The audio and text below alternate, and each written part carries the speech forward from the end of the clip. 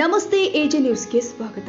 ಜನವರಿ 3 ರಿಂದ 15ರ ತನಕ ಸಂಗಮೇಶ್ವರ ಜಾತ್ರೆ ನಿಮಿತ್ತವಾಗಿ ವಿವಿಧ ಕಾರ್ಯಕ್ರಮಗಳು ಜರುಗಿದ್ದವು.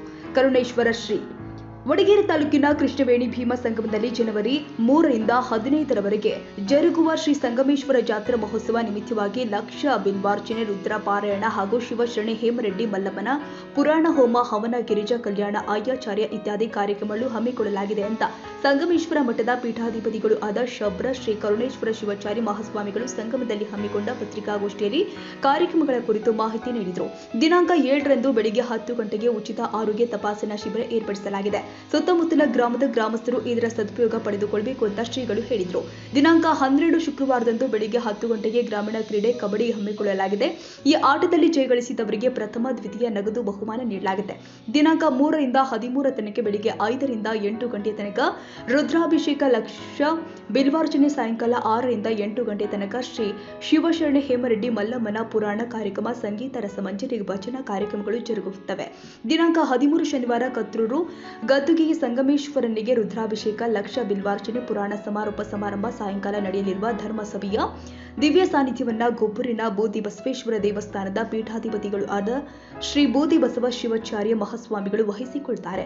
ರವಿವಾರ ದಿನಾಂಕ 14ರಂದು ಬೆಳಿಗ್ಗೆ ಶ್ರೀ ಕಾಳಿಕಾ ಮಾತೆಗೆ ರುದ್ರಾಭಿಷೇಕ, ಕುಂಕುಮಾರ್ಚನೆ. ಅಂದು ಬೆಳಿಗ್ಗೆ 9 ಗಂಟೆಗೆ ಶಿವಪುರ ಗ್ರಾಮದಿಂದ ತೇರಿನ ಕಳಸ ಮಹಾಕುಂಭ ಮೇಳದೊಂದಿಗೆ ಅಗ್ನಿಹಾಳ ಗುಂಡ್ಲೂರ ಗ್ರಾಮದ ಮೂಲಕ ಸಂಗಮೇಶ್ವರ ಪಲ್ಲಕ್ಕಿ ಉತ್ಸವ, ಮಂಗಳವಾದ್ಯ ಹಾಗೂ ಜಾನಪದ ಕಲಾ ತಂಡಗಳೊಂದಿಗೆ ಸುಕ್ಷೇತ್ರ ಸಂಗಮಕ್ಕೆ ಪಾದಯಾತ್ರೆ ಮೂಲಕ ತಲುಪುವುದು. ನಂತರ 4 ಗಂಟೆಗೆ ಸುಮಂಗಲಿಯರಿಗೆ ಉಡಿ ತುಂಬುವ ಕಾರ್ಯಕ್ರಮ ಮತ್ತು ಧರ್ಮಸಭೆ ಜರುಗುವುದು.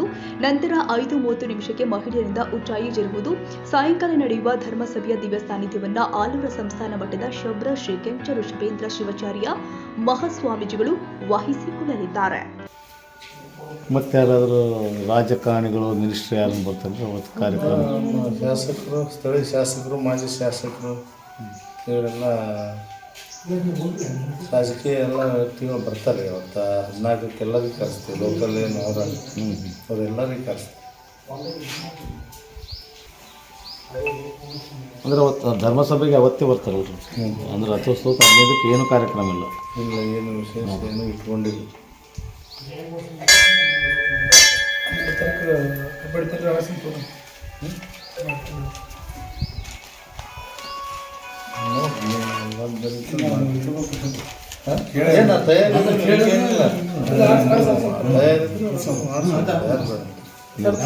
ಜವಾಬ್ದಾರಿ ಒಬ್ರು ಇರಬೇಕಂತ. ಯಾವುದು? ಕಬಡ್ಡಿ.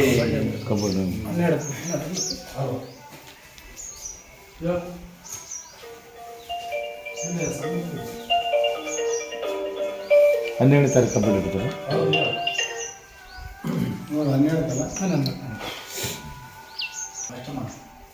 ಗೆದ್ದವ್ರಿಗೇನು ಪ್ರಥಮ, ದ್ವಿತೀಯ ಬಹುಮಾನ ಇರ್ಬೇಕು. ಮಾಡಿದ್ಮೇಲೆ ಅದು ಮಾಡಲೇಬೇಕು.